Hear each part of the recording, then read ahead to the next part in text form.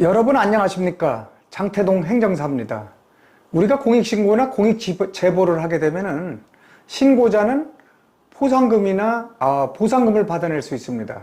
자, 그런데 공익신고 보상금은 1억 원을 환수할 때 최대 20%까지 받아낼 수 있습니다만, 포상금은 권익위가 줄 때만 받아낼 수 있고 보상금에 비해 그 액수가 훨씬 작다는 것입니다.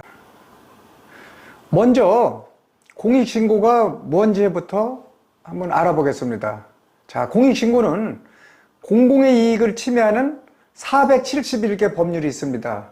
건축법이라든지 도로법, 식품위생법 등 어떤 공공의 이익과 부합되는 그런 법률들이 471개를 정해놨는데 거기에 벌칙에 해당돼야 됩니다. 법률을 위반해야 된다는 얘기죠.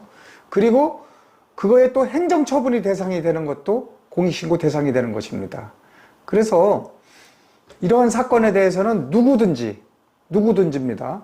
해당 기관이나 감독기관, 경찰서, 감사원, 어디나 이렇게 행정기관에 신고를 하는 것이 바로 공익신고입니다. 자, 그러면 여러분, 공익신고 보상금은 무엇이고 포상금은 무엇인지 저도 가끔 헷갈려서 이렇게 얘기하고 저렇게 얘기했던 적이 있습니다. 그래서 저한테 많이 물어보고 있는데, 자, 우선 여기서 가장 중요한 것이 보상금이 더 좋다는 겁니다. 액수가 더 크고 더 유익하다는 것입니다.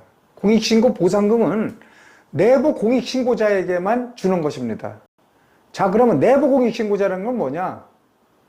자, 그 기관에 또는 그 법인에 직접 소속돼서 근무하였거나 근무했던 자, 그리고 거기와 공사나 어떤 용역계약을 맺었던 자, 그러니까 다시 말하면 피신고자와 어떠한 관계를 맺었던 사람을 의미하는 겁니다.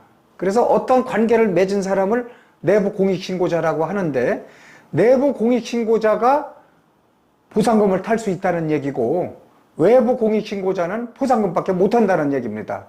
자, 내부 공익신고자는 언제 보상금을 지급 신청할 수 있느냐?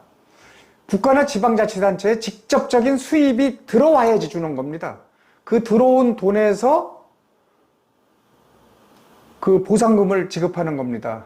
그러니까 언제냐? 최종적으로 돈이 회수된 날, 거친 날, 그리고 대법원까지 판결이 끝난 때, 그때 보상금을 신청할 수 있는 것입니다. 자, 다시 말해서 공익신고는 권익위가 아닌 해당 기관, 감독기관, 감사원, 경찰서 어디 신고해도 보상금이나 포상금을 받을 수 있습니다.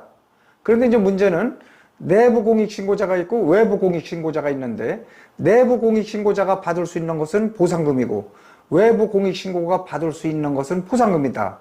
그리고 포상금에 비해서 절대적으로 그 액수가 많다. 자, 이것을 제가 이제 말씀드린 것입니다. 자, 그런데 이제 가끔 이런 경우가 있습니다. 이건 내 신분이 노출될까봐 대리로다가 누구에게 좀 부탁을 해서 신고를 할 때, 그게 주의해야 될 점입니다. 그때 내부 공익신고자에 해당하는 사람, 거기와 관계를 맺고 있는 사람한테 부탁을 해야지, 외부에 있는 사람한테 부탁을 해서 그 사람 명의로 신고하면은 포상금을 소액밖에 받지 못한다는 것입니다. 자, 그리고